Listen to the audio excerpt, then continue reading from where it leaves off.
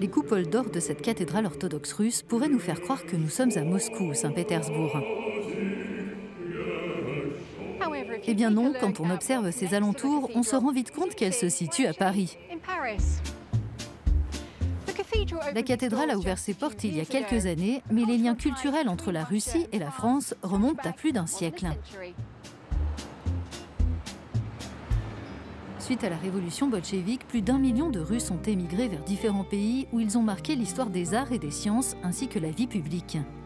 Quelques 80 000 Russes blancs, comme on les a appelés, se sont installés en France.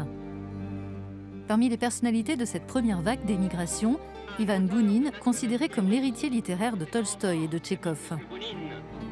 Il fut le premier écrivain russe à recevoir le prix Nobel de littérature en 1933. Je suis très heureux pour moi-même et surtout pour la littérature russe.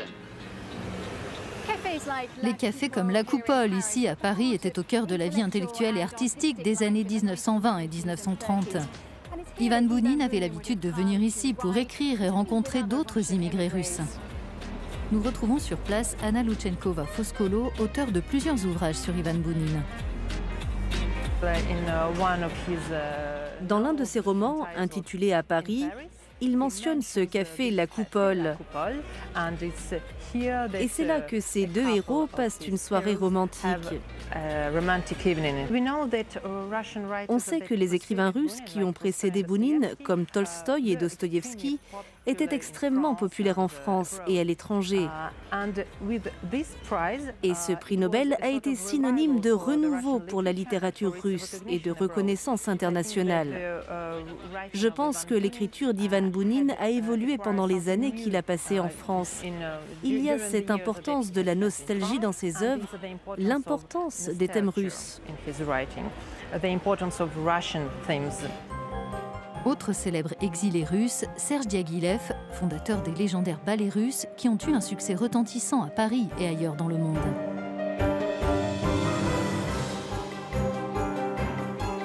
La technique étonnante de ces danseurs et ses collaborations avant-gardistes avec des artistes comme Picasso, Coco Chanel et Stravinsky trouvent encore un écho aujourd'hui.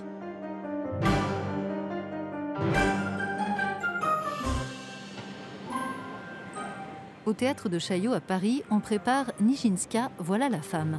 Nous sommes autorisés à assister aux répétitions.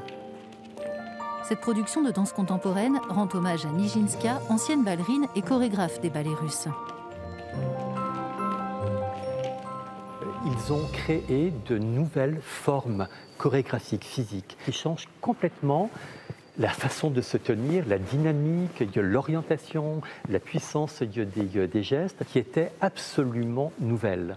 Et ça, aujourd'hui, ça intéresse énormément les chorégraphes. Ce qui est très marquant avec Serge Diaghilev, il arrive avec cette troupe extrêmement célèbre pour produire des spectacles amenés à regarder le monde d'une manière différente. Comme ceux d'hier, les artistes russes d'aujourd'hui contribuent au rayonnement culturel de leur pays. C'est magnifique quand le public découvre la culture russe grâce à des exemples actuels, dynamiques, et pas uniquement à travers les personnages illustres du passé. C'est merveilleux. La culture, c'est toujours un dialogue, un échange d'idées et de valeurs. Pour moi, c'est tout le sens de notre agence Rossotrudnichestvo, en tant qu'institution pour la communication et la médiation. Installé à Moscou, Yuri Bashmet est chef d'orchestre et violoniste. Il se produit dans le monde entier. L'influence des musiciens et compositeurs russes, eh bien, elle est immense. Ce que l'Occident reçoit de la part de la Russie, c'est l'incroyable énergie de la jeunesse. Après tout, nous sommes jeunes en tant que nation. Nous, les Russes, nous offrons notre âme au reste du monde et nous l'encourageons à faire pareil.